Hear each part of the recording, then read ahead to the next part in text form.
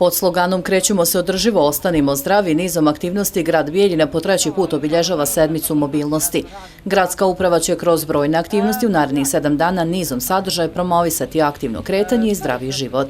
Tako da ćemo imati u toku narednih 7 dana veliki broj aktivnosti koji će biti prilagođeni za djecu, za sve uzraste djece, također za djecu sa poteškoćama u razvoju, zatim za odrasle ljude kao što je biciklijada, rolerijada koja je namijenjena našim mladim sugrađanima, tako da ćemo također promovisati fitness na otvorenom, bit će otvoren centar grada za pješake i upravo na tom području ćemo organizovati određene aktivnosti kojima će se moći pridružiti građani da u suštini koristimo naš prostor grada, svi mi koji živimo ovdje. Povećanje pješačkih zona, uspostavljanje infrastrukture za biciklizam i kupovina bicikala za korištenje građana samo su neki od planova za iduću godinu.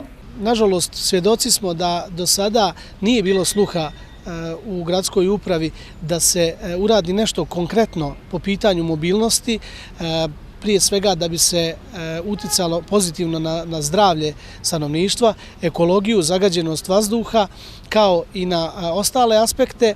Za sljedeću godinu gradska uprava je planirala niz konkretnih aktivnosti, a to je omogućavanje i pristupnost ulica za pješačku zonu, kao i postavljanje i uspostavljanje infrastrukture za biciklizam.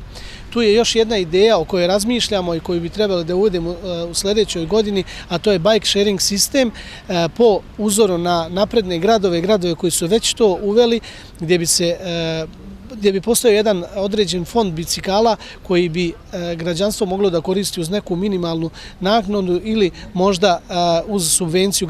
Iz gradske uprave pozvali su građane da učestvuju u Evropskoj sedmici mobilnosti i promovišu zdrav način života. Također radit će se i anketiranje građana kako bi se ove aktivnosti u budućnosti što kvalitetnije pripremile i realizovale.